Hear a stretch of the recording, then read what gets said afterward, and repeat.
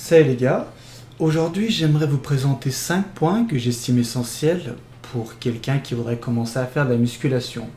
Je lis vos messages sur le forum et je me rends compte qu'il y a beaucoup de notions qui ne sont pas encore acquises, donc j'aimerais qu'on parle de tout ça en détail. Le point le plus important de tous, c'est la diète. Sans une diète axée sur un régime protéiné, il est franchement pas possible de progresser sur le long terme, je te le dis honnêtement. Raison pour laquelle je t'invite à te faire une diète spéciale muscu. Si tu ne sais pas comment faire, je te renvoie à ma vidéo qui traite essentiellement ce sujet. Tu regardes tout ce que je te montre, tu t'inspires de tout ce que je te dis et tu essaies d'élaborer ta propre diète. Le deuxième point va te sembler totalement banal, mais il a son importance, c'est le sommeil.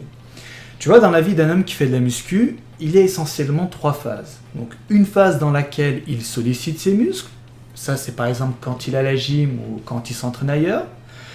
Dans la deuxième phase, il donne à son corps le matériel nécessaire pour que celui-ci entame la reconstruction musculaire. Donc ça c'est ce que tu manges, c'est ta diète en gros.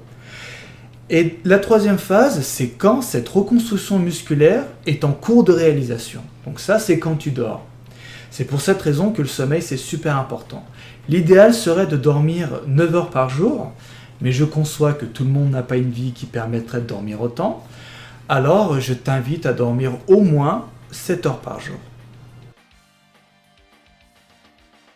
Le troisième point va être difficile à respecter pour certains, c'est la modération de l'alcool. Je t'explique. L'alcool agit un peu comme un poison dans le corps d'un homme qui fait de la muscu. Donc je vais te dire tous les effets qu'elle a sur l'organisme.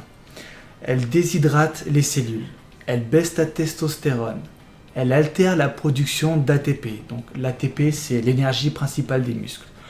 Et elle diminue la synthèse des protéines dans les muscles. Ça c'est horrible ça. Mais pire encore, elle peut baisser jusqu'à 70% la sécrétion d'hormones de croissance. Alors on sait tous que c'est l'hormone de croissance qui a le rôle prépondérant dans la reconstruction musculaire. Donc c'est pour ça qu'il faut absolument modérer l'alcool. Bon, tu vois, ces effets indésirables surviennent quand tu es vraiment torché. Donc quand tu finis genre à 4 pattes. C'est pas avec quelques verres que tu vas foutre tout ton travail en l'air. Donc c'est pour ça, modérer l'alcool. Le quatrième point correspond aux vitamines.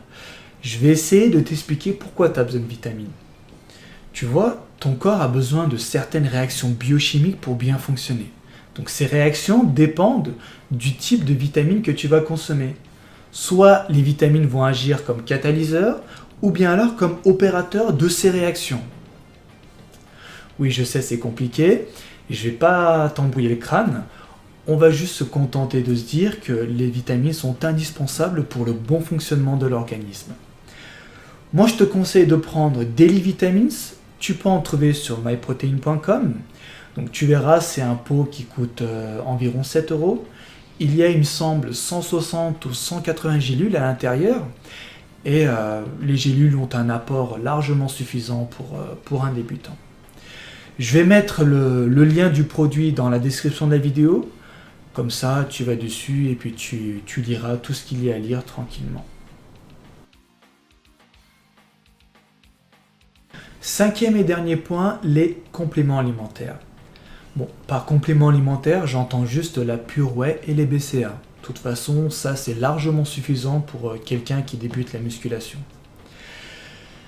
Tu vois, en tant que débutant, tu vas franchement avoir beaucoup de mal à respecter une diète spéciale muscu à 100%.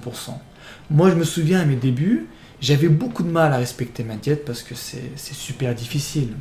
Donc de ce non-respect vont résulter certaines lacunes. Et toi, tu vas combler ces lacunes grâce aux compléments alimentaires, donc grâce à la pure whey et au BCA. Par exemple, tu peux te faire une ration de shaker juste avant l'entraînement. Avec cette ration, tu prends 2 gélules de BCA et tu renouvelles l'opération juste après l'entraînement. Pareil, une ration avec 2 gélules de BCA. Je précise que l'efficacité des BCA est accrue lorsque celles-ci sont consommées autour de l'entraînement. Pour conclure, j'aimerais apporter une petite précision. Tu vois, les compléments alimentaires, comme son nom l'indique, sont juste des compléments alimentaires.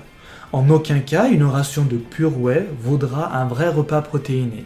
Donc il faut surtout pas que tu prennes la mauvaise habitude de te dire ah ben c'est pas grave si je saute un repas, de toute façon juste après je me prends une ration de protéines. Non, surtout pas. Il faut surtout pas prendre cette vilaine habitude. Voilà. Eh bien jeune pomme, nous venons d'arriver à la fin de cette vidéo. J'espère qu'elle t'aura plu. Si jamais tu as des suggestions ou des critiques à me faire, surtout n'hésite pas à m'en faire part. Bien, je te remercie d'avoir regardé cette vidéo et puis je te dis bye bye et à la prochaine.